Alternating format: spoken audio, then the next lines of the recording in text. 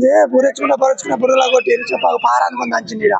నేను ఎన్నడుకున్న నువ్వు ఆయన తిరిగినావు, మేము ఎందుకు తిన్నా నా మరి తిరిగా నువ్వు ఆయన ఎందుకు తిరిగిన పారానుకుని నడిచిండు, నిన్న గుద్దిండు బుర్ర తొక్కిండు.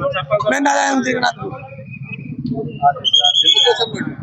కాంగ్రెస్ ఎందుకు తిరిగినావు నా మరి తిరగాలని కొట్టిండు. మంత్రిని మండలం కాకలపల్లి గ్రామానికి చెందిన గ్రామ సర్పంచ్ కన్నబైన కొమరయ్య గారు ఈ రోజు ఉదయాన ఆ గ్రామానికి చెందిన సామాన్య రైతు కౌలు రైతు వర్షమైన సమ్మాయిపై విచక్షణ రహితంగా పొలం పనిచేస్తున్న గ్రామంలో దాడి చేసి తీవ్రంగా గాయపరచడం జరిగింది. కాళ్ళు ఏళ్ళు పట్టుకున్న నన్ను చంపద్దని ఎంత బతిలాగినా తీవ్రంగా కొట్టడం జరిగింది. పొలంలో వేసి తొక్కుతూ విచక్షణ రహితంగా పిడిగుద్దులు గుర్తూ తీవ్రంగా కొట్టడం జరిగింది. చివరికి నీ దండం పెడతా కాలు ముక్తా అని అనగానే పారతులు నరికే క్రమంలో వదిలిపెట్టడం జరిగింది. నిన్న సర్పంచ్ ప్రమాణ స్వీకారం చేసి 24 గంటలు గడవ ముందే ఈరోజు గ్రామంలో ఒక సామాన్య రైతు మీద సాక్షాత్ సర్పంచే దాడి చేసినట్టే ఇది మేము గ్రామస్తులుగా తీవ్రంగా ఖండిస్తున్నాం, ప్రజా సంఘాలుగా తీవ్రంగా ఖండిస్తున్నాం.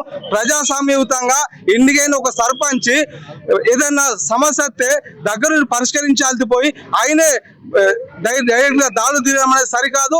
సమ్మాయిపైన దాడిని మేము తీవ్రంగా ఖండిస్తూ సర్పంచ్ని వెంటనే అరెస్ట్ చేసి అతని మీద కఠినమైన చర్యలు తీసుకోవాలని ప్రజా సంఘాలు డిమాండ్ చేస్తున్నాం. లేని పక్షంలో పెద్ద ఎత్తున గ్రామస్తుల వరకు ఆందోళన పోరాటం ఉంటాయి.